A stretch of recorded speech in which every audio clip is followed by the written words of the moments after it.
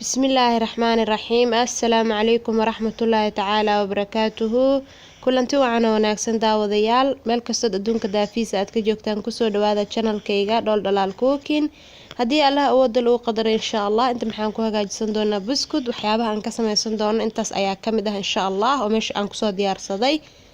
laba xabo oo kun ayaan u baahanahay caano booro laba qaado ayaan u baahanahay insha Allah sidoo kale maxaan u baahanahay sabiib sidoo kale maxaan u baahanahay baking powder laba bakeeriyo bur ah bakeerigaas ayaan kusoo cabirinaa insha Allah hadda koob waa kaasa waan soo cabiray sidoo kale inta maxaan ku haystaa blue band aan soo dhalaaliyay blue band kan waa kaasa insha Allah kana waxa waa carfiso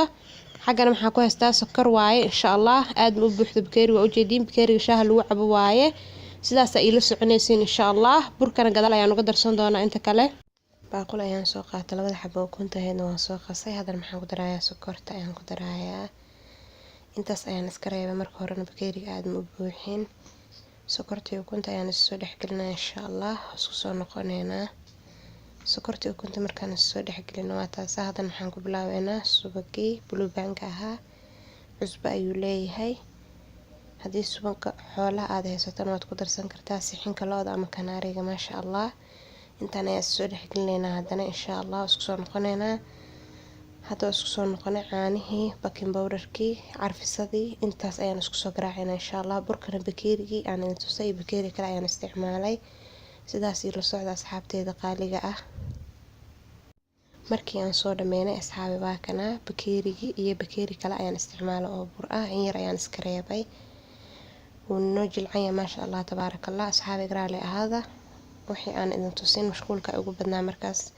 قيب أيام برك ريبت مركل أيام سمين دونا أيضا إن شاء الله saxankii aan foornada la gelin lahaa ayaan soo qaaday idil ahaantiis basaliid ayaan soo mariyay asxaabi oo ujeediin si uusan hadhowti iiga dhagin markii aan sharaxay buskudka qofna igama caawinin xagga kaamirada kaliya ayaa duubaya sidaas igraali ahaada qayb ayaa ii hartay buskudka insha Allah qaybtaas ayaan idin soo gelinayaa anoo sharaxayo haddii aadan haysan qalabka lagu sharxo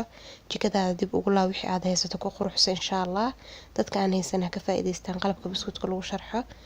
waa ujeedin midaas karootada lagu jarjaro ama lagu hoolo iyo baradhada ayaan qaar ku sameeyay qaarna fargeeto insha Allah hoos ayaan dabka marka hore uga shidaa markuu soo guduto kor ayaan uga shidayaa 180 20 daqiiqo insha Allah maasha Allah tabaarakallah asxaabi markii foornada uu nooga soo baxay waa kaasa uu noo gudutay sidaas quruxda badan la ayuu nooga soo baxay aad u jeedaan koriyo hoosna uu nooga gudutay maasha Allah gududka saaidka hadii aadan jeclayn waad ka diisan kartaa markuu xir ku soo guduto ayaad foornada kala soo bixi kartaa maasha Allah sabiibkina waa kaas dhaxda uga jiro maasha Allah waxa loo maleeyaa qalabka buskudka lagu sharxo in lagu sharxay laakiin ma loo maleeyay in kan karootada lagu hoolay iyo fargeeto qaarkood lagu sharxay maasha Allah